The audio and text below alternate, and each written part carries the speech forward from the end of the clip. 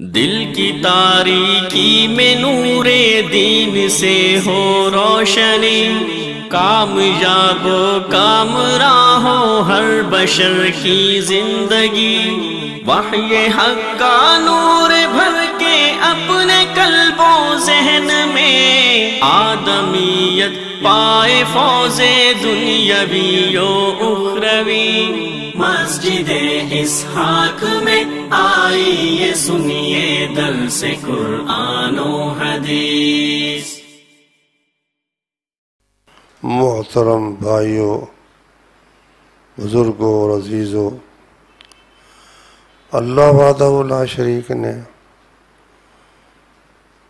انسان کو پیدا کیا، اس کی ہر ضرورت کا بندوبست فرمایا، اس کی ہدایت کے لیے آسمان سے وحی کے ذریعے کتابیں نازل فرمائیں اور انبیاء کو مبعوث فرمایا،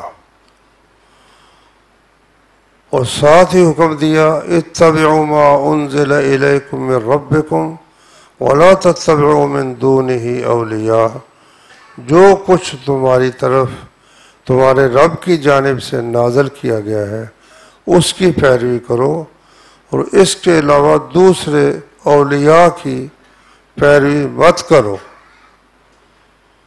تو میرے بھائیوں، اس کی قرآن مجید میں کئی جگہ تاکید کی گئی ہے کہ تم نے نبی کریم صلی اللہ علیہ وسلم کے پیچھے پیچھے چلنا ہے، جیسا کہ فرمایا قل ان کنتم تحبون اللہ فاتبعونی، اے نبی ان سے کہہ دیجئے کہ اگر تم اللہ سے محبت کرتے ہو تو میری پیروی کرو، میرے پیچھے پیچھے چلو۔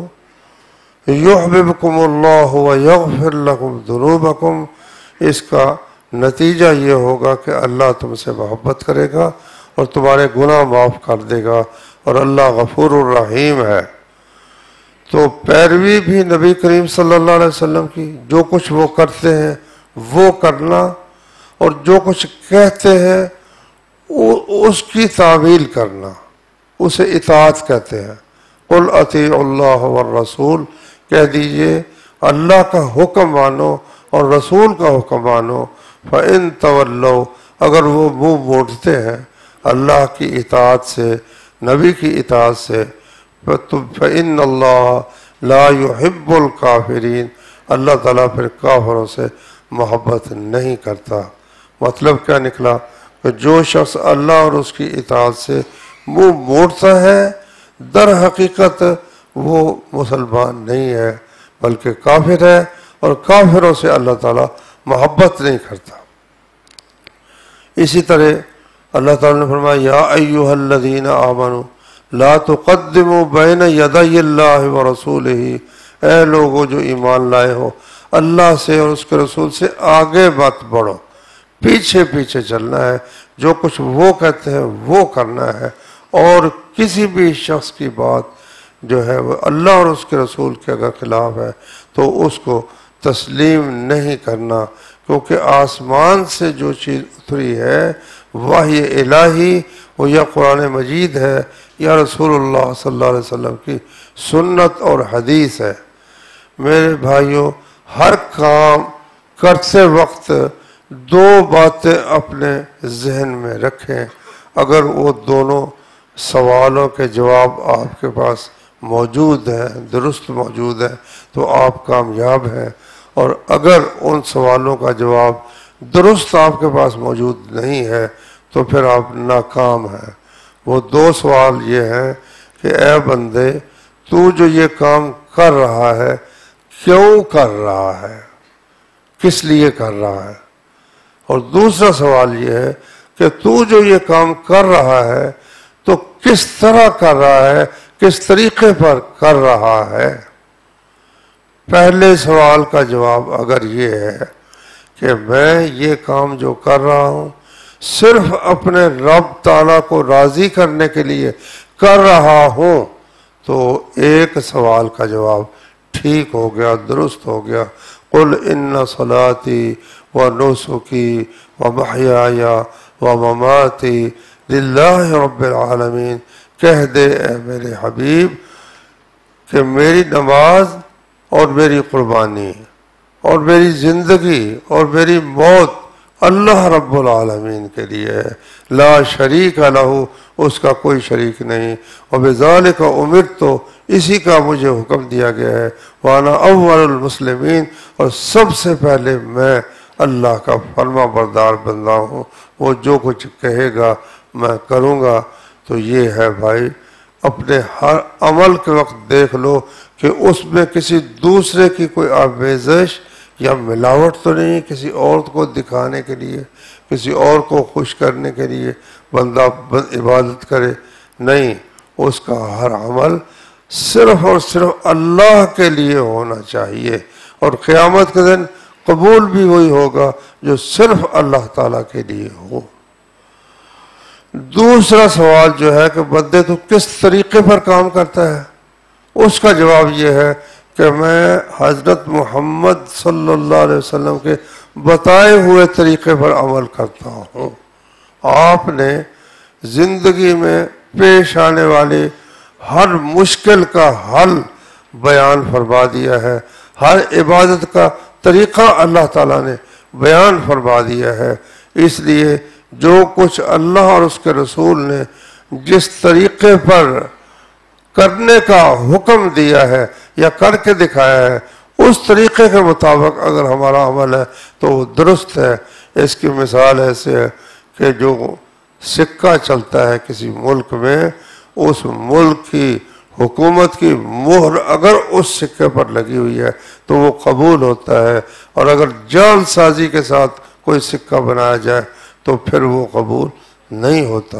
اسی طرح جس عمل پر مدینہ اور مکہ کی مہر لگی ہوئی ہے کہ یہ عمل حضرت محمد صلی اللہ علیہ وسلم نے کیا ہے وہ قبول ہے، اور اگر وہ نہیں کیا تو خواہ وہ حضرت ابو بکر رضی اللہ عنہ کا عمل کیوں نہ ہو، حضرت عمر رضی اللہ عنہ کا عمل کیوں نہ ہو، حضرت عثمان رضی اللہ عنہ کا، غرض بڑے سے بڑی شخصیت کا بھی وہ عمل نہ ہو، اگر وہ اللہ اور اس کے رسول کی بات کے مقابلے میں آ جاتا ہے پھر اس کو تسلیم نہیں کیا جائے گا۔ ترمذی شریف میں حدیث ہے کہ حج جب ہم لوگ کرتے ہیں اس وقت بھی تو پہلے جا کر عمرہ ادا کرتے ہیں، پھر احرام کھول دیتے ہیں، پھر حج کے دنوں میں نئے سرے سے حج کا احرام باندھ کر حج ادا کرتے ہیں۔ ایک ہی سفر میں دونوں فریضے ادا ہو گئے، عمرہ بھی ادا ہو گیا، حج بھی ادا ہو گیا، کیونکہ اللہ کے رسول صلی اللہ علیہ وسلم نے یہی طریقہ صحابہ کرام کو بتایا تھا۔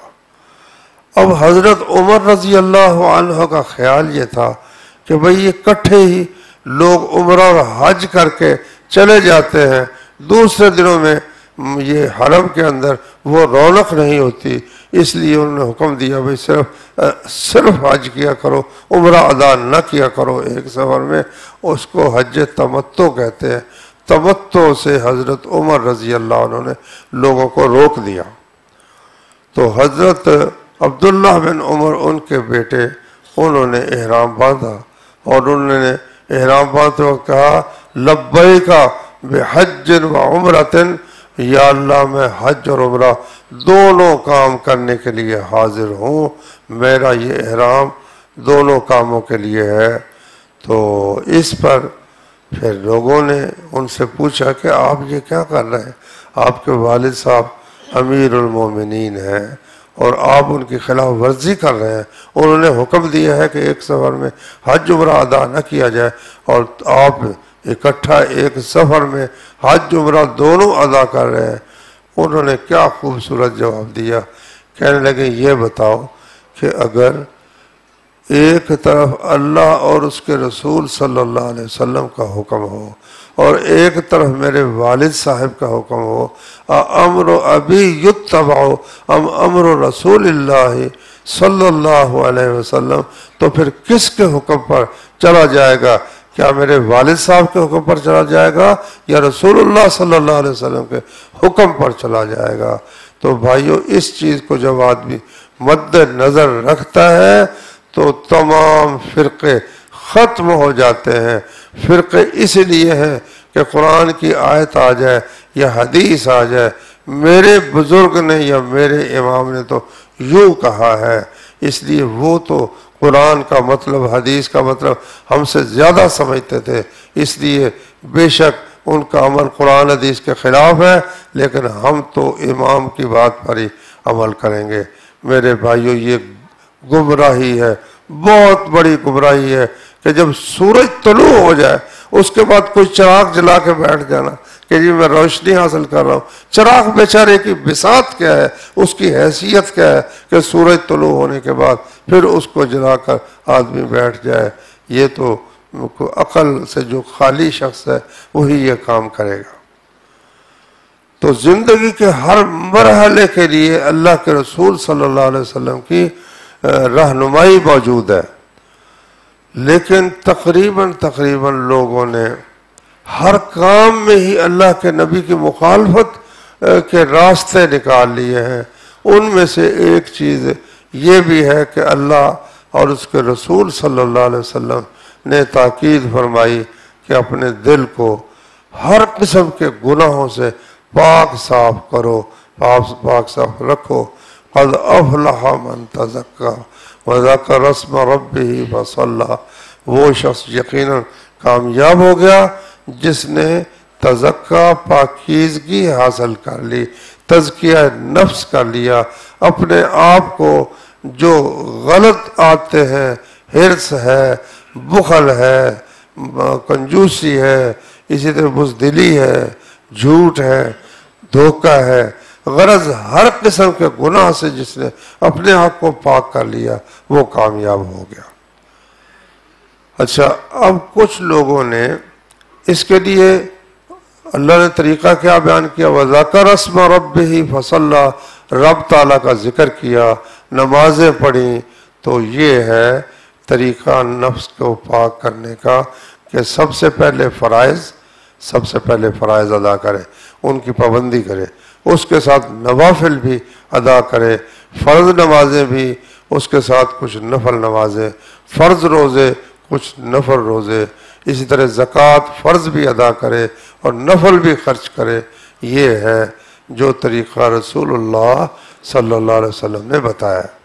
اب بعض لوگوں نے یہ کہا کہ بھائی وہ جو تھا نا دل کا پاک ہونا، تزکیہ نفس، یہ نبی کریم صلی اللہ علیہ وسلم کی صحبت سے حاصل ہو جاتا تھا، اب چونکہ وہ صحبت نہیں رہی اس لیے کچھ نئے طریقے اختیار کرنے پڑیں گے جن کے ساتھ انسان کی طبیعت ہر قسم کی رذالتوں اور کمینگیوں سے پاک ہو جائے۔ لو، یہ پہلا ہی قدم وہ اللہ اور اس کے حکم کے خلاف اٹھا ہے۔ مطلب اس کا کیا نکلا کہ اللہ اور اس کے رسول نے باقی تو سب کچھ بتا دیا ہے، لیکن تزکیہ نفس کا طریقہ اللہ اور اس کے رسول صلی اللہ علیہ وسلم نے نہیں بتایا۔ بھائی یہ تو بہت بڑی گمراہی کی بات ہے۔ اللہ نے قرآن میں فرمایا الیوم اکملت لکم دینکم واتممت علیکم نعمتی، آج کے دن میں نے تمہارا دین تمہارے لیے مکمل کر دیا اور تم پر اپنی نعمت تمام کر دی، ورضیت لکم الاسلام دینا، اور تمہارے لیے اسلام کو بطور دین پسند کر لیا۔ دین کامل ہے۔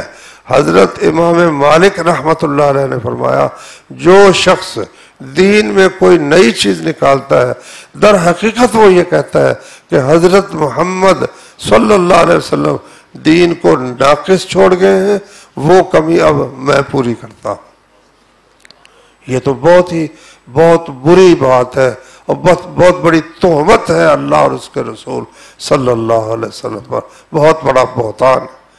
اب یہ بہانہ بنا کر انہوں نے ایک مستقل دین کی ابتدا کی جو اس دین سے بالکل الگ ہے جو دین حضرت محمد صلی اللہ علیہ وسلم پر اترا تھا۔ نام وہ یہی لیں گے، جی قرآن مجید، جی حدیث رسول، جی اللہ کا ذکر، لیکن طریقے وہ اختیار انہوں نے کیے ہیں جو نہ اللہ نے بتائے ہیں، نہ اس کے رسول صلی اللہ علیہ وسلم نے بتائے ہیں، اور نہ دین میں ان کا کہیں ذکر ہے۔ لو، سب سے پہلا کام وہ کیا کرتے ہیں کہ جی مرشد پکڑنا یہ بہت ضروری ہے۔ مرشد پکڑنا بہت ضروری ہے۔ اس کے لیے پھر وہ تلاش کرتے ہیں کوئی ایسا بزرگ جو کوئی نہ کوئی کرامت دکھائے، کوئی عجیب و غریب قسم کی چیزیں شوبدے دکھائے، تو ایسے شخص کی پھر وہ بیعت کر لیتے ہیں۔ اور بیعت کیا ہوتی ہے؟ بیعت یہ ہوتی ہے کہ بھئی جو کچھ میں نے کہنا ہے تم نے اس پر عمل کرنا ہے، خواہ وہ تمہیں قرآن کے مطابق نظر آئے یا حدیث کے مطابق نظر آئے، اور خواہ وہ قرآن و حدیث کے خلاف نظر آئے، کیونکہ مرشد کو سب پتہ ہوتا ہے کہ اس مرید کا کیا علاج کرنا ہے اور اس کے لیے کون سی چیز جو ہے وہ ضروری ہے۔ لوگ پہلے قدم پر ہی انہوں نے انسان کو وہ سیدھے راستے سے ہٹا دیا، کیونکہ نبی صلی اللہ علیہ وسلم اسلام کی بیعت تو لیتے تھے، پھر نبی کریم صلی اللہ علیہ وسلم نے جہاد کی بیعت بھی لی، صلح حدیبیہ کے موقع پر اس کی بیعت بھی لیتے تھے، توبہ کی بیعت بھی لیتے تھے، او میرے ہاتھ پر بیعت کرو، تم زنا نہیں کرو گے، چوری نہیں کرو گے، اور یہ بھی بیعت بعض اوقات لی کہ تم کسی سے کوئی چیز مانگو گے نہیں۔ لیکن جب نبی کریم صلی اللہ علیہ وسلم فوت ہو گئے تو پھر ایک تو بیعت خلافت رہ گئی، بیعت خلافت کہ میں آپ کو خلیفہ تسلیم کرتا ہوں، امیر مانتا ہوں، یہ بیعت تو باقی ہے۔ اس کے علاوہ صحابہ کرام میں سے کسی شخص نے بیعت کا سلسلہ شروع کیا ہو کہ میں توبہ کی بیعت تم سے لیتا ہوں، 5 10 20 وہ حضرت عمر رضی اللہ عنہ، 5 10 20 حضرت عثمان، کوئی 10 20 حضرت ابو ہریرہ، کوئی 10 20 برا بن عازب، اپنے اپنی بیڑے اکٹھی کر کے تو ان کا حلقہ اپنا بنا لیا ہو اور وہ صرف اپنے مرشد سے ہی رہنمائی حاصل کرتے ہو، ایسی آپ کو ایک مثال بھی نہیں ملے گی۔ اچھا، پھر یہ ہے کہ جو بات ہے وہ مرشد سے پوچھنی ہے، کسی دوسرے عالم سے پوچھنی نہیں، کوئی دوسرا عالم اگر بتائے بھی تو اس کے پیچھے چلنا نہیں ہے، چلنا صرف مرشد کے پیچھے۔ یہ بنیادی طور پر یہ بغاوت ہے محمد رسول اللہ صلی اللہ علیہ وسلم۔ ان کی فرما برداری کا طریقہ تو یہ ہے، اس مسئلے کی ضرورت ہے تو اس عالم سے بھی پوچھ لو، کسی دوسرے سے پوچھ لو، کسی تیسرے سے پوچھ لو۔ استاد کیا ایک ہی استاد سے سب کچھ پڑھنا، یہ کہاں لکھا ہوا ہے؟ ایک استاد سے بھی آپ پڑھ سکتے ہیں، دوسرے سے بھی، تیسرے سے بھی، چوتھے سے بھی، بلکہ حضرت امام بخاری رحمۃ اللہ علیہ کہتے ہیں میں نے 1000 سے زیادہ اساتذہ کرام سے حدیث حاصل کی ہے، اور محدثین کے حالات جب بیان کیے جاتے ہیں تو ان میں یہ خاص طور پر آتا ہے کہ اتنے مشائخ اور استادوں سے فلاں محدث نے علم حاصل کیا، تو وہ تو اگر آپ کہتے ہیں کہ شیخ جو ہے استاد ہی ہے نا، تو استاد سے ہم علم حاصل کرتے ہیں، تو ایک ہی استاد پر بیٹھ رہنا یہ کہاں لکھا ہوا ہے؟ اب مرشد پکڑ لیا، مرشد نے اب وظیفہ بتانا ہے۔ مرشد حق تو یہ ہے کہ وظیفہ بھی وہی کیا جائے جو اللہ اور اس کے رسول صلی اللہ علیہ وسلم نے بتایا۔ اب مثال کے طور پر سلام پھیرا، السلام علیکم ورحمۃ اللہ، السلام علیکم ورحمۃ اللہ، سلام پھیرتے ہی آپ دیکھیں گے کئی لوگ سر پر ہاتھ رکھ لیتے ہیں۔ کس لیے ہاتھ رکھا ہے؟ کہتے ہیں جی اگر پڑھا جائے نا یا قوی ہو تو دماغ مضبوط رہتا ہے۔ اچھا، ان سے یہ پوچھو کہ بھئی دماغ مضبوط رہنے کا یہ نسخہ جو آپ بتا رہے ہیں یہ نبی کریم صلی اللہ علیہ وسلم کو معلوم تھا یا نہیں تھا؟ انہوں نے اس پر عمل کیا ہے، صحابہ کرام نے اس پر عمل کیا ہے۔ کہتے ہیں جی مولانا اشرف علی تھانوی نے یہ نسخہ لکھا ہے۔ اب مولانا اشرف علی تھانوی کو یہ وحی کس نے کی کہ نماز کے بعد کے اذکار میں وہ اپنے پاس سے ایک ذکر شامل کر دے، اور ان کے ماننے والے جتنے ہیں تقریباً سب کو آپ دیکھیں گے کوئی اگر مسجد میں آیا ہوا ہے سلام پھیرتے ہی وہ سر پر ہاتھ رکھے گا اور یا قویو کا وظیفہ کرے گا۔ نہیں بھئی یہ اللہ کے نبی کہ تو معلوم ہے اللہ اکبر استغفر اللہ استغفر اللہ اللہم انت السلام ومنک السلام تبارکت یا ذا الجلال والاکرام. صبح کے اذکار ہیں، شام کے اذکار ہیں، ہر وقت کا اس کے مناسبت کے ساتھ ذکر ہے. سوتے وقت اللہم بسمک اموت و احیا، یا اللہ تیرے نام کے ساتھ میں سوتا نہیں، فوت ہوتا ہوں، مرتا ہوں، تیرے نام کے ساتھ میں زندہ ہوں گا. صبح اٹھے تو کیا کہا؟ الحمدللہ الذی احیانا بعدما اماتنا والیہ النشور. سب تعریف اس اللہ کی ہے جس نے موت کے بعد ہمیں دوبارہ زندگی بخشی اور اسی کی طرف قیامت کے دن اٹھ کر جانا ہے. قضائے حاجت کے لیے گئے تو کیا کیا؟ اللہم انی اعوذ بک من الخبث والخبائث، یا اللہ خبیث جنوں اور خبیث جنونیوں سے تیری پناہ مانگتا ہوں. قضائے حاجت سے فارغ ہوئے تو کیا کہا؟ غفرانک، پروردگارا اتنی بڑی تیری نعمتیں کہ قسم قسم کے کھانے تو نے کھانے کے لیے دیے، پھر وہ پیٹ میں ہضم ہوئے، جسم کا جز بنے، اس کے بعد جو زائد تھی وہ فضلے کی صورت میں تو نے نکالنے کی توفیق تھی. اگر کھانے کو نہ ملتا میرا وجود پھر بھی ختم تھا، اگر وہ جو پیٹ میں ہے زائد وہیں رہ جاتا پھر بھی میرا کام تمام تھا. تیرا کتنا بڑا احسان ہے، میں تیرا شکریہ کر سکتا نہیں، اس لیے تو مجھے بخش دے. کھانے کے بعد غفران کا بخش دے کا کیا تعلق ہے؟ کیا گناہ کیا ہے؟ گناہ یہ ہے کہ اللہ کی نعمتوں کا ہم شکر ادا نہیں کر سکتے. پھر گھر سے نکلے بسم اللہ توکلت علی اللہ ولا حول ولا قوت الا باللہ العلی العظیم. حتیٰ کہ غفلت کا جو سب سے بڑا وقت ہے بیوی کے پاس جانے کا وقت، اس وقت بھی دعا سکھائی کہ اللہ بسم اللہ، اللہ کے نام کے ساتھ میں یہ کام بھی اس پیدا کرنے والے کے نام کے ساتھ کر رہا ہوں. بسم اللہ اللہم جنبنا الشیطان وجنب الشیطان ما رزقتنا. غرض ہر موقع کی دعائیں رسول اللہ صلی اللہ علیہ وسلم نے بتائی ہیں اور ہر حال میں آدمی ذکر کرتا رہتا ہے جس کو اللہ تعالیٰ توفیق عطا فرمائے. اب انہوں نے کیا کہا؟ دو ذکر ہیں جو تم نے کرنے ہیں، ایک ہے اسم ذات اور ایک ہے نفی اثبات.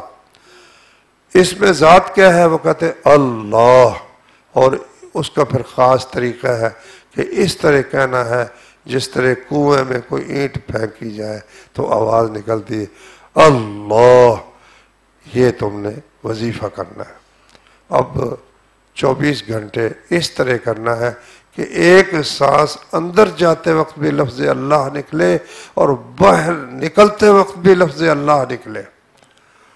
اور اس کے اگلی ساتھ اس کے جو ضروری شرط یہ ہے کہ تم نے اپنے مرشد کی شکل آنکھوں کے سامنے رکھنی ہے اور اتنی مشق کرنی ہے کہ وہ صورت جو مرشد کی ہے وہ اگر تم آنکھیں بند کرو تو تب بھی سامنے ہو اور آنکھیں کھولو تو تب بھی ہر طرف تمہیں مرشد کی شکل نظر آئے.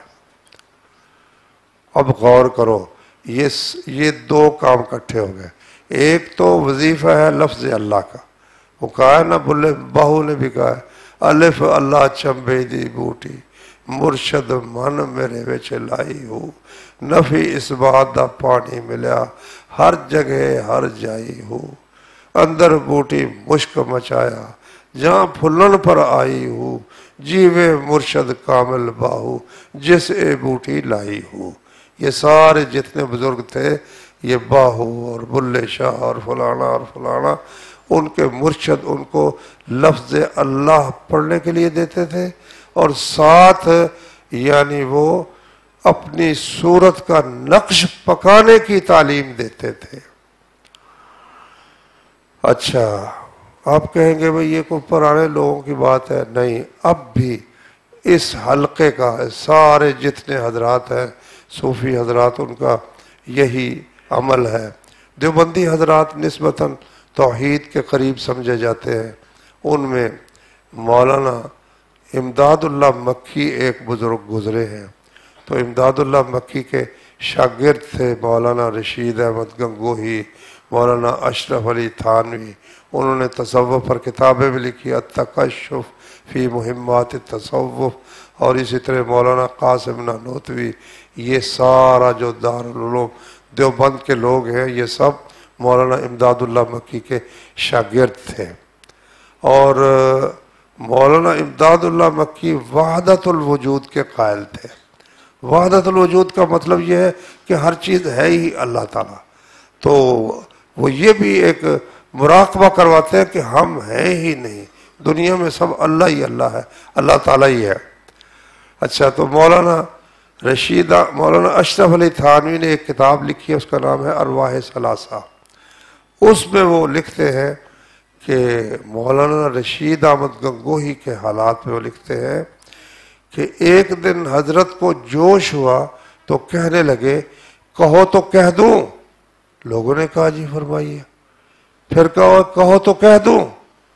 کہا ہاں جی فرمائیے۔ پھر کہا کہو تو کہہ دوں۔ ہاں جی فرمائیے۔ فرمانے لگے کامل 3 سال تک حضرت امداد کا چہرہ میری آنکھوں کے سامنے رہا اور میں نے ان سے پوچھے بغیر کوئی کام نہیں کیا۔ اس سے کیا معلوم ہوا؟ دن رات 24 گھنٹوں میں ہر وقت وہ مرشد کا نقش پکاتے رہے اور ان سے پوچھ کر ہر کام کرتے رہے۔ کیا مطلب نکلا؟ کہ وہ حضرت امداد اللہ ان کے پاس تھے؟ پاس تو وہ نہیں تھے، وہ تو جہاں ہوتے تھے۔ ان کا تصور ان کے پاس تھا اور اس تصور سے، اس نقش سے پوچھتے تھے، جو کچھ وہ کہہ دیتا اس پر عمل کرتے تھے۔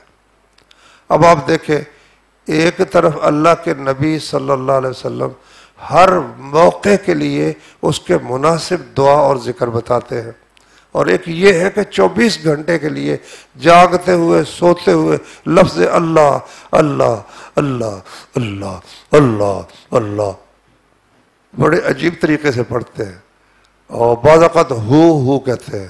ہو کا معنی نا وہ ہو کرتے ہیں۔ دیکھ لو بھئی، پھر کہتے ہیں جی ہم سنت کے مطابق چلتے ہیں۔ کیا نبی کریم صلی اللہ علیہ وسلم نے کسی بھی شخص کو لفظ اللہ کا اس طریقے سے عمل بتایا ہے؟ نہیں، بامانہ کلمات ہے۔ پڑھو سبحان اللہ و بحمدہ، سبحان اللہ العظیم، سبحان اللہ والحمد للہ ولا الہ الا اللہ واللہ اکبر ولا حول ولا قوت الا باللہ۔ اور جب نماز پڑھی تو یہ تصور کرنے کی بجائے کہ میرا رب مجھے دیکھ رہا ہے، وہ تصور کیا ہے کہ میں اپنے مرشد کو دیکھ رہا ہوں۔ ادھر لفظ اللہ اللہ نہیں کر رہا ہے، اور ساتھ ہی اس کے وہ اللہ کون ہے، کس کو نگاہوں کے سامنے رکھا ہوا ہے؟ نگاہوں کے سامنے مرشد صاحب کو رکھا ہوا ہے۔ تو اس میں لکھا ارواح ثلاثہ میں، پھر کچھ اور جوش ہوا تو کہنے لگے کہو تو کہہ دوں۔ عرض کیا جی فرمائیے۔ فرمایا پھر اتنے سال تک نبی کریم صلی اللہ علیہ وسلم کا چہرہ میری آنکھوں کے سامنے رہا اور میں نے ان سے پوچھے بغیر کچھ نہیں کیا۔ کیا سمجھے ہو؟ اللہ کے نبی کو کسی شخص نے دیکھا ہے؟ اچھا، اب ہر وقت وہ جو نبی کا چہرہ آنکھوں کے سامنے، وہ کس چہرے کو نبی کا چہرہ سمجھ کر سامنے رکھے ہوئے؟ وہی جو 3 سال مرشد کا پکایا تھا نا، اب وہی فنا فی الرسول ہو گیا۔ پہلے فنا فی الشیخ تھا، اب فنا فی الرسول ہو گیا۔ اور سمجھ کیا رہا ہے کہ میں ان سے پوچھ کر کام کر رہا ہوں، رسول اللہ صلی اللہ علیہ وسلم سے۔ اب لاکھ اس کو حدیث دکھاؤ، لاکھ اس کو قرآن کی آیت دکھاؤ، وہ کہے گا میری تو ڈائریکٹ نبی سے ملاقات ہے، میں تو خود ان سے پوچھ کے کام کرتا ہوں۔ یہ جو ہے نا رب کی دھرتی، رب کا نظام، ان کی ایک کتاب ہے دلائل السلوک، اس میں وہ لکھتے ہیں ہم کسی کو وظیفہ نہیں بتاتے، بیعت نہیں کرتے، 6 مہینے کے لیے ہم اس کو کچھ وظائف بتاتے ہیں، اس کے بعد جاگتے ہوئے اس کا ہاتھ پکڑ کر نبی کے ہاتھ میں دے دیتے ہیں، جاگتے ہوئے۔ حضرت ابو بکر کو تو ملنے کے لیے تشریف نہ لائے، نہ حضرت عمر کو، جھگڑے بھی ہوئے، حضرت علی حضرت معاویہ کی اتنی جنگ ہوئی، ہزاروں آدمی قتل ہو گئے، ان کے پاس تو تشریف نہیں لائے، لیکن تم ہر کام نبی کریم صلی اللہ علیہ وسلم سے پوچھ کے کر رہے ہو۔ دھوکہ ہوا ہے بھائی تم سے، تم سے دھوکہ ہوا. تم جب اس راستے سے اکھڑ گئے جو حضرت محمد صلی اللہ علیہ وسلم کا راستہ تھا، پھر شیطان کی پوجا ہی ہے ان یتبعون الا الظن وما تهوى الانفس، یہ لوگ گمان کی پیروی کرتے ہیں اور صرف اپنی خواہش نفس، دل میں جو خواہش رکھی ہوئی ہے. کہتے ہیں پھر کچھ اور جوش ہوا تو فرمایا کہہ دوں؟ ہاں جی فرمائیے.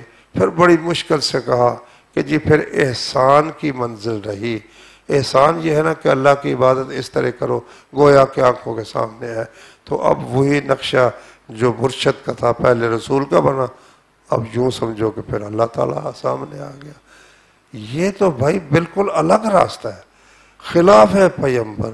کسے راہ گزید کہ ہرگز بمنزل نہ خواہد رسید.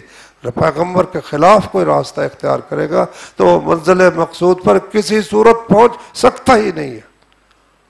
تو اس لیے میرے بھائیوں اللہ کا شکر ادا کرو کہ نماز، اس لیے وہ ان کے بہت سے حلقے وہ کہتے ہیں نماز کوئی ضروری نہیں ہے، یہ جو مولویوں کی نماز ہے یہ تو ٹکرے ہیں، آؤ ہم تمہیں دکھاتے ہیں. وہ ہے شعبدہ بازی، دوسرے کے دماغ پر وہ اثر انداز ہو کر ان کو کچھ چیزیں نظر آنی شروع ہو جاتی ہیں تو وہ سمجھتے ہیں کہ بہت بڑا کمال اس سے حاصل ہوتا ہے. تو اس لیے میری آپ بھائیوں کو تاکید ہے، یہیں سے بھاگ جائے گا شیطان اور اس کے چیلے، یہاں سے بھاگ جائیں گے. اس پر اصرار کر کے ڈٹ کر کہو کہ یہ عمل جو تو مجھے بتا رہا ہے کیا قرآن مجید میں موجود ہے؟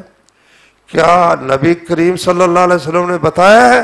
اگر قرآن میں نہیں ہے، نبی صلی اللہ علیہ وسلم نے بتایا نہیں ہے، تو اس کو کہو بھئی یہ تم ہی رکھو، ہمیں اس کی کوئی ضرورت نہیں ہے. ہم تو اس راستے پر چلیں گے جو قرآن میں آپ بتا دیں اور حدیث رسول سے دکھا دیں، پھر ہم وہ عمل خوش دلی سے ٹھنڈے دل کے ساتھ اطمینان کے ساتھ کریں گے. لیکن اگر تمہارے پاس اس کی کوئی سند نہیں ہے، کوئی دلیل نہیں ہے، تو وہ کفر کا اور بدعت کا راستہ تو ہو سکتا ہے، اسلام کا اور اتباع رسول کا راستہ نہیں ہو سکتا. اللہ تعالیٰ سمجھنے کی، عمل کرنے کی توفیق عطا فرمائے.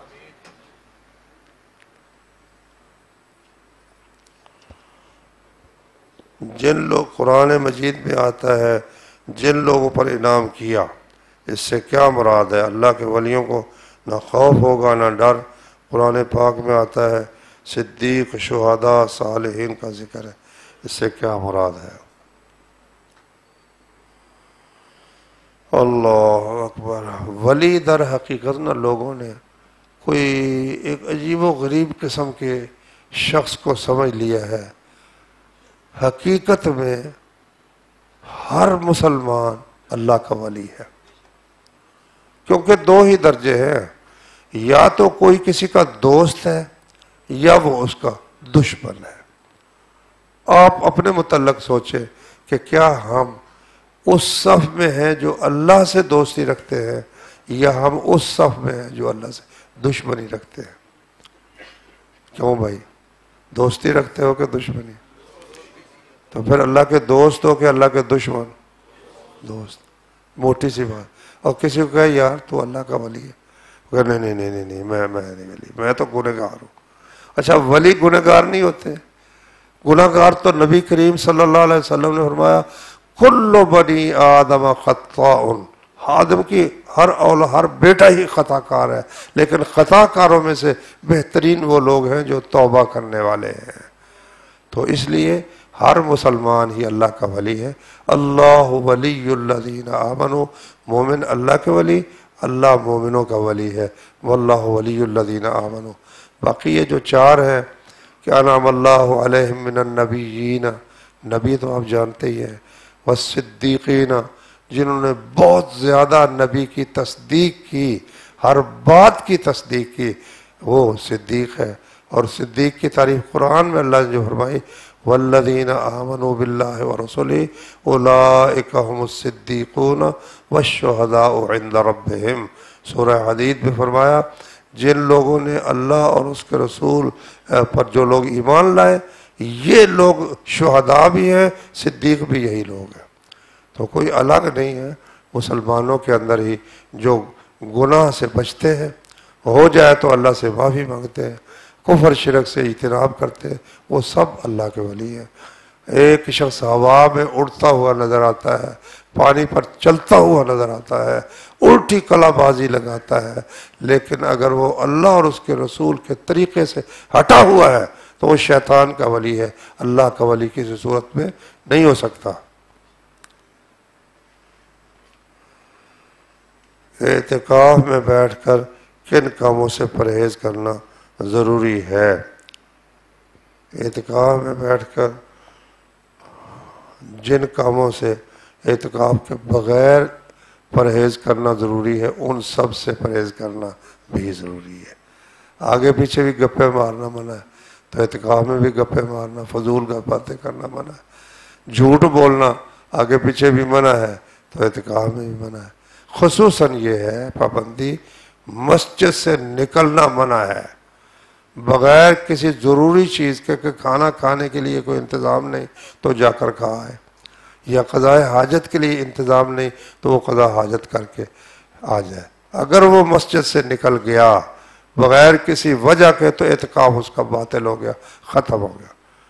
باقی مسجد میں رہے گا تو بیوی سے صحبت تو کر ہی نہیں سکتا، یہ تو نہیں کہ بیوی سے صحبت کر سکتا ہے، اور اگر باہر نکل گئے کوئی ایسی حرکت کرے گا تو نکلنے سے ہی اس کا اعتکاف ختم ہو گیا، اگلا کام تو پھر وہ اس سے بھی بڑا ہے۔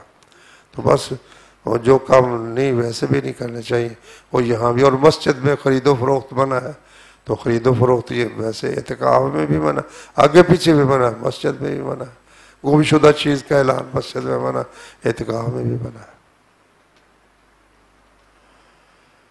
اگر نیکی کرتے ہوئے دل میں یہ وسوسہ پیدا ہوتا ہے کہ کہیں یہ ریاکاری میں شمار نہ ہو جائے تو کوئی دعا بتا دے ریاکاری سے بچنے کے لیے۔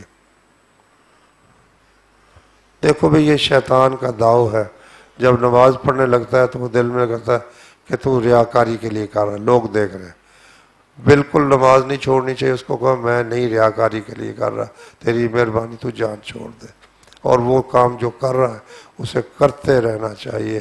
باقی اللہ سے دعا کرے اللہم طہر قلبی من النفاق والریاء، اردو میں بھی کر سکتا ہے اللہ تعالیٰ سے، یا اللہ مجھے ریا سے بچا، منافقت سے بچا۔ کیا بینکوں کا کام کرنا حرام ہے، اور اس میں جو ہم پیسے جمع کرواتے ہیں اس کے بارے میں جواب دے دیں۔ حقیقت یہ ہے کہ صحیح مسلم میں حدیث ہے کہ رسول اللہ صلی اللہ علیہ وسلم نے سود دینے والے پر، سود لینے والے پر، سود لکھنے والے پر، سود کی شہادت دینے والے پر لعنت فرمائی، اور فرمایا یہ چاروں گناہ میں برابر ہیں۔ یہ نہیں کہ صرف لینے والا مجرم ہے، دینے والا بھی مجرم ہے، اس کے لکھنے والا کلرک وہ بھی مجرم ہے، اور جو گواہی لکھتا ہے وہ بھی مجرم ہے، چاروں ایک جیسے گناہگار ہیں۔ تو بینکوں میں اپنی رقم رکھنا سود کے لیے وہ تو صاف ہی ظاہر ہے، سود کے بغیر بھی جو ہم رکھتے ہیں تو اس کی ایک صورت کی گنجائش ہے انشاءاللہ، وہ ہے اس کا جو لاکر ہوتا ہے، لاکر میں آپ اپنا رقم رکھتے ہیں، بینک کا اس کے ساتھ کوئی تعلق نہیں ہوتا، تو وہ کچھ اس کے پیسے لیتا ہے، پیسے وہ دے دے، تو لاکر والی صورت سہولت جو ہے اس کی گنجائش ہے۔ باقی جو کرنٹ اکاؤنٹ ہے اس میں بھی کچھ رقم وہ اپنے پاس ہر وقت رکھتے ہیں اور اس کو آگے سود پر چلاتے ہیں، اتنا کوئی حصہ تو ہمارا بھی اس گناہ میں شامل ہو جاتا ہے۔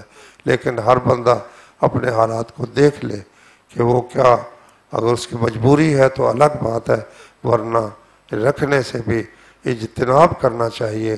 اور جس طرح ہر بندوبست کر رہے ہیں ہم لوگ، یہاں مسجد میں کتنا ماشاءاللہ انتظام ہے، اسی طرح کو 5-10 بھائی مل کر ایک مضبوط سا امانت خانہ بنا رہے ہیں، وہاں وہ پیسے اپنے رکھیں، تو اس کے لیے کوشش ہو بھی رہی ہے، علماء ماشاءاللہ کوشش کر رہے ہیں، کئی شہروں میں امانت خانے بنے ہوئے ہیں، لوگ اپنے جو زائد رقمیں رکھنی ہوتی ہیں وہاں رکھتے ہیں، سیکورٹی کا بھی وہاں بندوبست ہوتا ہے۔ تو یہ ایک صورت ہے ہم اپنے روپے کو تاکہ محفوظ رکھ سکیں۔ جو رشتہ دار منافقوں کی طرح ہوں اور آپ کو قتل کرنے کی سازش میں رہیں، کیا ان سے قطع تعلق چھوڑنا ہوگا؟ نہیں بھائی، نبی کریم صلی اللہ علیہ وسلم نے فرمایا لیس الواصل بالمکافئ، صلہ رحمی کرنے والا وہ شخص نہیں ہے کہ جو اس سے اچھا سلوک کرے یہ اس سے اچھا سلوک کرے، فرمایا وصل کرنے والا، صلہ رحمی کرنے والا شخص وہ ہے کہ جب اس سے رشتہ توڑا جائے تو پھر اس کو جوڑے، تو یہ صلہ رحمی کرنے والا ہے۔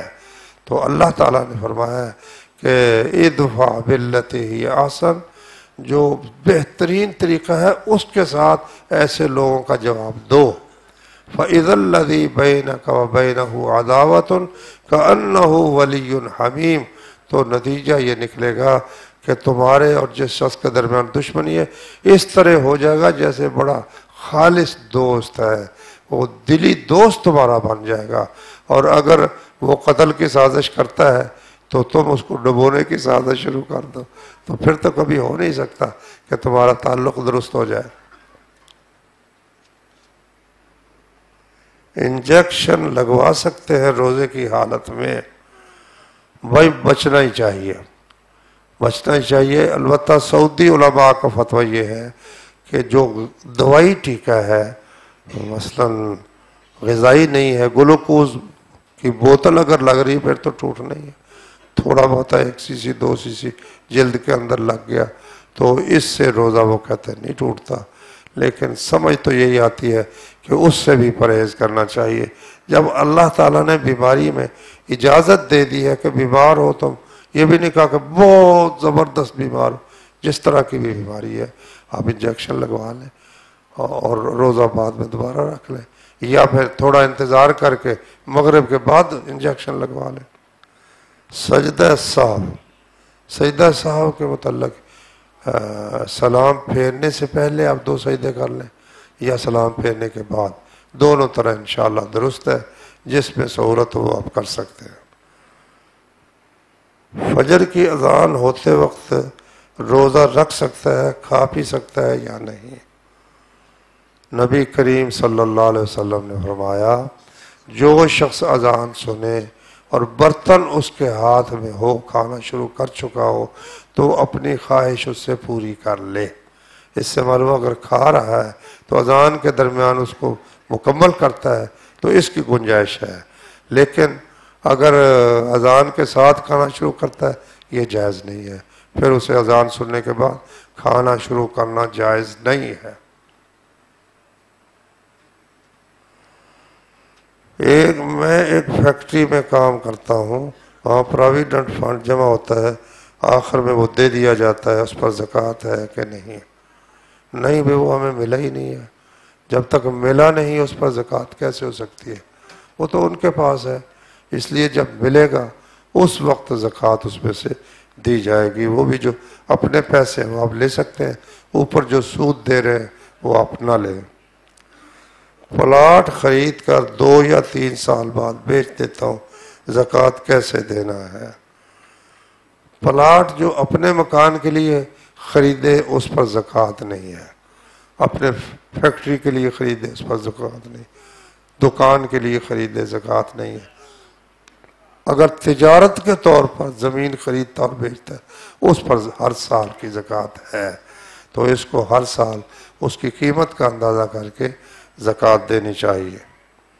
جنت میں زبان کون سی بولی گئی یا بولی جائے گی؟ حوالہ چاہیے۔ حوالہ میرے پاس اس وقت نہیں ہے، اللہ بہتر جانتا ہے کون سی زبان ہوگی۔ مشہور یہ ہے کہ عربی زبان ہوگی، لیکن اس کا کوئی حوالہ مجھے یاد نہیں ہے۔ کیا غسل سے پہلے وضو کرنا ضروری ہے؟ اس کا طریقہ کیا ہے؟ اللہ نے قرآن مجید میں فرمایا ہے وَإِن كُنتُمْ جُنُبًا فَطَّهَّرُوا، اگر تم جنبی ہو تو غسل کر لو۔ اگر کوئی شخص اپنے آپ پر نیت کر کے غسل کی، نیت تو ضروری ہے ہر کام میں، نیت کر کے سارے جسم پر پانی بہا لیتا ہے، کوئی حصہ اس کا خشک نہیں رہتا، تو اس کا غسل ہو گیا، اس کے ساتھ نماز پڑھنی جائز ہے۔ لیکن افضل طریقہ جو سنت ہے وہ یہ ہے کہ پہلے وضو کرے، استنجا کرے، پھر وضو کرے سر کے مسے تک، اس کے بعد سارا غسل کر کے آخر میں وہ جو ہے نا پاؤں دھو لے. یہ افضل طریقہ ہے، ثواب اس میں زیادہ ہے. لیکن بعض اوقات حدیث میں آتا ہے کہ نبی صلی اللہ علیہ وسلم کے پاس ایک وفد آیا تو بات شروع ہو گئی کہ بھائی کس طرح غسل کرنا ہے. کسی نے کچھ بتایا، کسی نے کچھ. آپ نے فرمایا میں تو اپنے سر پر 3 دفعہ پانی بہا لیتا ہوں. اس میں آپ نے یہ ذکر نہیں کیا کہ میں پہلے وضو کرتا ہوں. آپ نے فرمایا میں تو 3 دفعہ اپنے سر پر پانی بہا لیتا ہوں. اس سے بھی یہ بات ثابت ہوتی ہے کہ پہلے اگر کوئی شخص وضو نہ کرے تو اس کا بھی غسل بالکل درست ہے اور اس میں کوئی شک کی بات نہیں ہے. کیا یہ وضو بعد میں نماز پڑھنے کے لیے کافی ہے یا دوبارہ وضو کرنا پڑے گا؟ وہی وضو، وہ جو غسل آپ نے کیا ہے، کیونکہ قرآن میں فرمایا اذا قمتم الی الصلاۃ، جب نماز کے لیے کھڑے ہو تو آگے بتایا وضو کرو، اور اگر جنبی ہو تو غسل کرو. اب نماز کے لیے کھڑا ہونا ہے، جنابت تھی تو غسل کر لیا، اب نماز پڑھو، اللہ تعالیٰ نے حکم دیا ہے. فوت شدگان کے لیے قربانی ہو سکتی ہے یا نہیں ہوگی؟ کھینچ کھونچ کر ہو سکتی ہے. باقی اللہ کے نبی صلی اللہ علیہ وسلم نے یا صحابہ کرام میں سے کسی صحابی نے صحیح سند کے ساتھ ثابت ہو کہ کسی فوت شدہ کے لیے قربانی کی ہے، کوئی ثابت نہیں ہے. ایک روایت جو ہے کہ حضرت علی رضی اللہ عنہ 2 چھترے کرتے تھے. پوچھا گیا تو انہوں نے بتایا کہ مجھے نبی صلی اللہ علیہ وسلم نے وصیت کی تھی کہ ان کی طرف سے ایک قربانی کروں. یہ حدیث سند اس کی صحیح نہیں ہے. عبداللہ بن مبارک رحمۃ اللہ علیہ نے ایک اس کی تدبیر بتائی ہے، وہ یہ کہ میت کی طرف سے صدقے پر اتفاق ہے، صدقہ کر سکتا ہے، تو اس لیے اس کی طرف سے کچھ جانور وہ قربان کر دے اور پھر خود نہ کھائے بلکہ وہ سارے کا سارا مسکینوں میں تقسیم کر دے. یہ صورت ایک گنجائش کی نکلتی ہے، ورنہ میت کی طرف سے قربانی کرنے کا کوئی پختہ ثبوت نہیں ہے. جان بچانے کے لیے کیا کلمہ کفر پڑھ سکتا ہے؟ ہاں بھائی، جان بچانے کے لیے، بلکہ بعض اوقات اگر ایذا تکلیف اتنی شدید ہو جاتی ہے کہ بندے کے بس کی بات نہیں رہتی تو پھر بھی وہ کلمہ کفر کہہ سکتا ہے، جبکہ دل کے اندر ایمان مضبوطی کے ساتھ موجود ہو. رکوع کے بعد ہاتھ باندھنے کی کوئی دلیل قرآن و سنت میں موجود ہے یا نہیں؟ وہ ہمیں تو کوئی ملی نہیں، اس لیے ہم تو نہیں باندھتے. فطرانہ کتنا ہے اور کب ادا کرنا چاہیے؟ فطرانہ ایک ٹوپا جو 2 کلو اور کچھ 40-50 یا 100 گرام زائد گندم کا یہ نکلتا ہے، تو یہ ہے اس کا جو وزن ہے. نبی صلی اللہ علیہ وسلم ہر مسلمان پر، چھوٹا ہو بڑا ہو، مرد ہو عورت ہو، سب پر عید سے پہلے نکالنے کا حکم دیا، جو کہ مساکین کو دیا جائے. 2 ستونوں امام کے پیچھے نماز تراویح میں قرآن پاک پکڑ کر دیکھ کر سن سکتا ہے؟ ہاں بھائی سن سکتا ہے، کوئی حرج کی بات نہیں ہے. 2 ستونوں کے درمیان با جماعت نماز ہو جاتی ہے یا نہیں؟ نہیں بھائی، ستونوں کے درمیان جب صف جہاں ٹوٹتی ہو وہاں کھڑے ہونا یہ درست نہیں ہے. امام البتہ 2 ستونوں کے درمیان کھڑا ہو سکتا ہے، اکیلا آدمی بھی کھڑا ہو سکتا ہے.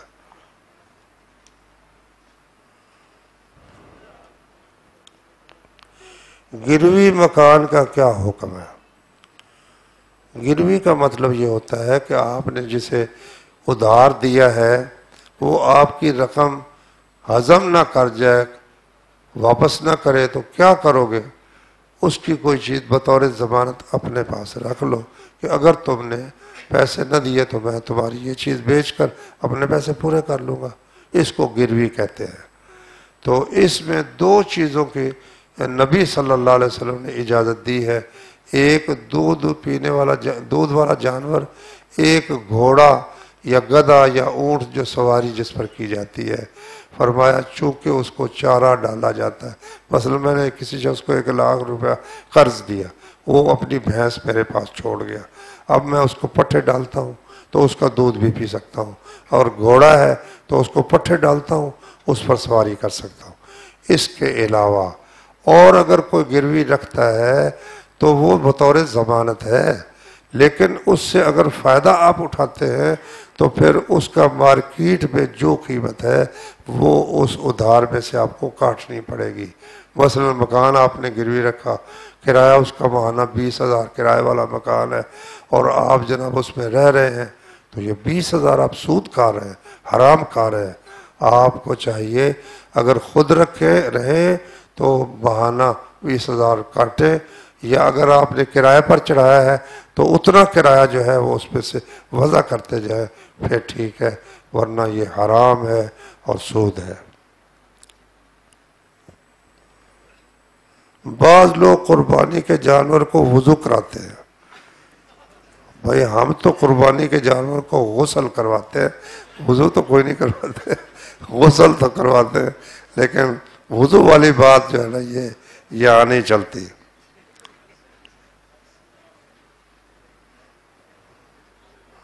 کیا محبت میں اپنی والدہ کے پاؤں کو چوم سکتے ہیں؟ کیونکہ اللہ کے بعد ان کا بہت احترام آیا ہے. بھائی یہ پاؤں وغیرہ چومنے سے بچنا ہی چاہیے.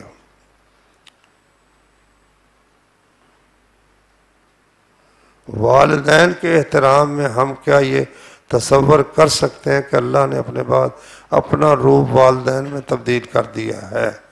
توبہ استغفر اللہ. یہ بھائی توبہ کرو.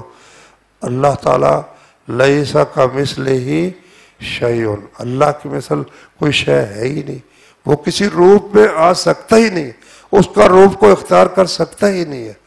کتنا بڑا ظلم ہے کہ کہے جی چاچڑ، وہ کہتے ہیں نا کہ چاچڑ وانگ مدینہ دس سے کوٹ مٹھن بیت اللہ، ظاہر دے وچ پیر فریدو باطن دے وچ اللہ. ہاں جی، وہی جو مستوی عرش تا خدا ہو کر اتر پڑا ہے مدینے میں مصطفیٰ ہو کر.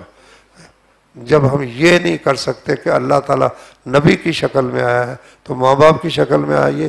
توبہ کرو، ایسی بات کرنی بالکل حرام ہے، شرک ہے.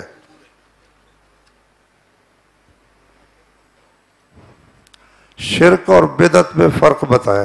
شرک اور بدعت کرنے والے کے پیچھے جماعت کرائے تو اس کے پیچھے نماز ہو جاتی ہے. شرک تو یہ ہے نا کہ اللہ تعالیٰ کی ذات یا اس کی صفات میں کسی اور کو شریک کرے. اللہ کی صفت ہے کہ وہ سب کچھ جانتا، عالم الغیب ہے، کسی اور کو بھی عالم الغیب جانے. اللہ غیبی طور پر مدد کرتا ہے، کسی اور کے متعلق بھی سمجھے وہ بھی غیبی مدد کرتے ہیں. یہ شرک ہے. اور بدعت یہ ہے کہ دین میں وہ کام شروع کر دینا جو اللہ اور اس کے رسول نے نہیں بتایا. تو نماز جو ہے مشرک کے پیچھے تو نہیں ہونی چاہیے.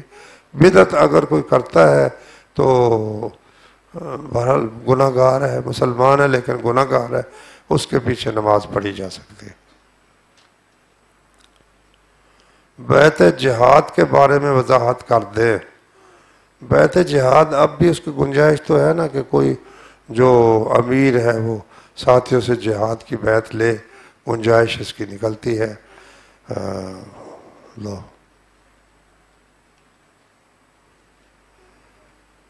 کسی کے مال پر ناجائز قبضہ کرنا جائز ہے، اس کو پتہ بھی ہو اس کی کیا سزا ہے. سزا اس کی جو ہے نا وہ رسول اللہ صلی اللہ علیہ وسلم نے فرمایا ایسا نہ ہو کہ تم میں سے کوئی شخص اس نے کوئی اونٹ اپنے اوپر اس کے اوپر لدا ہوا ہو قیامت کے دن اور وہ مجھے کہے یا رسول اللہ یا رسول اللہ مجھے بچاؤ. اس نے وہ خیانت کر کے کسی کا چھینا ہو یا چوری کیا ہو. میں نے کہہ دینا ہے میں نے تمہیں پہلے بتا دیا تھا، اب میں تمہارے لیے کیا کروں.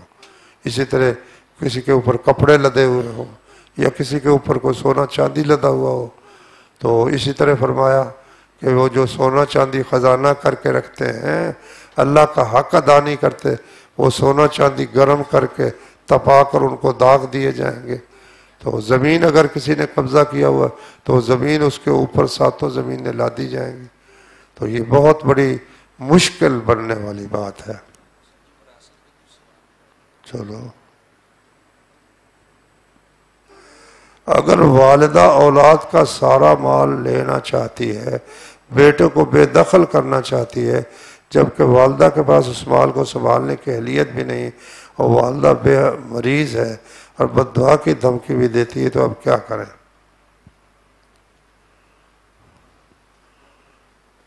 تو پھر اب والدہ کو بھی کچھ خیال کرنا چاہیے نا. بس قرآن میں یہ فرمایا ہے کہ اگر تمہارے پاس بڑھاپے کو دونوں ماں باپ پہنچ جائیں یا ان میں سے ایک، ان کو اف بھی نہ کہے اور نہ ان کو جھڑکنا، بد زبانی کرنا، اف کہنا، یہ جو ہے نا یہ جائز نہیں. لیکن اگر وہ حد سے تجاوز کرتے ہیں تو پھر لا یکلف اللہ نفسا الا وسعہا، آدمی اپنے کھانے کے لیے تو کچھ نہ کچھ رکھ ہی سکتا ہے، اپنی ضروریات کے لیے. تو والدہ کے ساتھ نرمی سے ان کو سمجھایا جائے، اور اگر اس پر وہ ضد کرتے ہیں تو پھر وہ بات نہ تسلیم کی جائے جو ان کی ناجائز بات ہے، لیکن لہجہ وہ نرمی کا اور جس طرح کو غلام ہوتا ہے ایسا لہجہ ہی والدہ کے ساتھ رکھنا چاہیے. ایک شخص کی بیوی نے اپنی بیٹی کے نام ایک مکان لگایا. بیوی فوت ہو گئی. اب اس شخص نے کہ بیوی کا دیا ہوا مکان اپنی بیٹی سے چھین لیا ہے، حالانکہ اس شخص کے پاس مکان بھی موجود ہے. بیٹی نے والد پر کیس کر دیا ہے. کیا بیٹی کا شرعی لحاظ سے یہ عمل درست ہے یا نہیں؟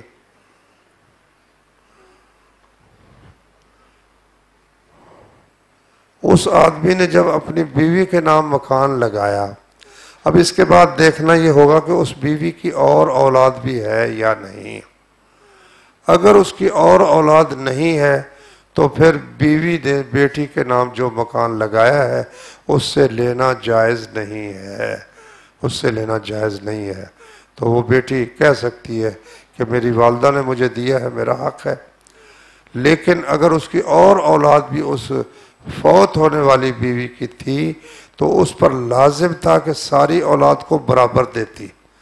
اگر اس نے ایک ہی بیٹی کو دیا ہے تو یہ غلط ہے. اس پر لازم ہے اس بیٹی پر کہ وہ دوسرے بہن بھائیوں کو بھی برابر، اس میں لڑکی لڑکے کو برابر حصہ دینا پڑے گا، سب کو برابر حصہ دے.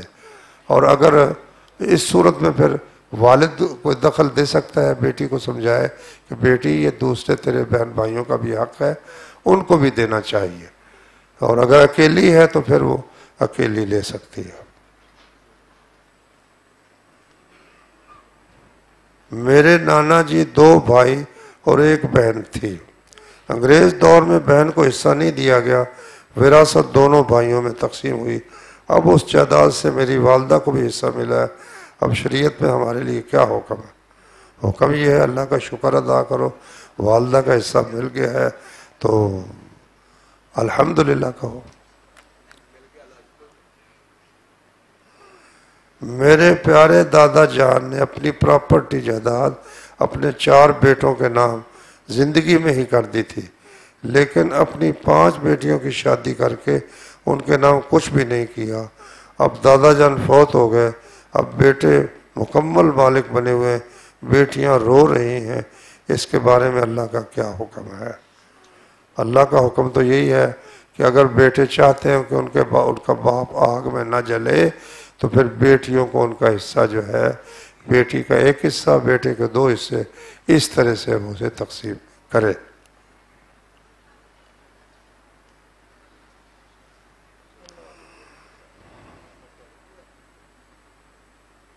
اگر ایک ماں اپنی زندگی میں بیماری کی حالت میں اپنی جمع شدہ رقم اپنے بیٹے کو دے کہ اگر اس کی زندگی نے وفا نہ کرے تو وہ اس جمع شدہ رقم کی قربانی کرے، تیسرے حصے تک وصیت ہو سکتی ہے. اگر وہ قربانی جو اس نے پیسے رکھے ہیں وہ تیسرے حصے تک یا اس سے کم ہیں تو بیٹے کو وہ قربانی کرنی چاہیے، اور پھر خود غصے سے نہ کھائے بلکہ وہ میت کے لیے صدقہ کر دے.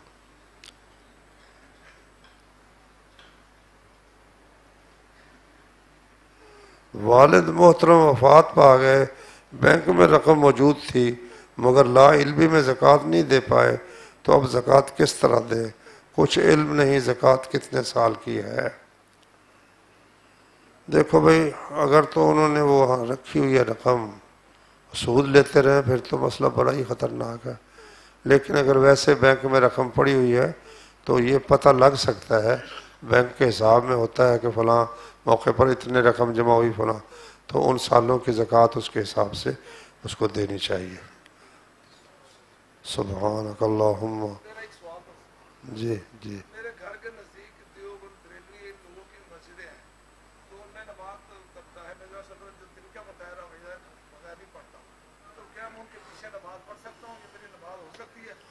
کسی وقت اگر آدمی کو ایسی مجبوری بن جائے تو وہ ان کے ساتھ نماز پڑھ لے، نماز کی حالت میں تو شرک نہیں کرتے، تو اس لیے اگر نماز پڑھ لے تو انشاءاللہ گنجائش ہے۔ لیکن عام باقاعدہ ان کے پیچھے نماز پڑھنا، اس کا یہ نقصان ہے کہ ان کی تو اپنی نماز کا حال خراب ہے۔ نبی صلی اللہ علیہ وسلم نے فرمایا تھا اس کو جو جلدی جلدی پڑھتا تھا کہ تو دوبارہ نماز پڑھ، تو انہیں پڑھی ہی نہیں ہے، تو ایسی نماز کا پھر کیا فائدہ؟ اس لیے عام معمول یہ نہیں بنانا چاہیے۔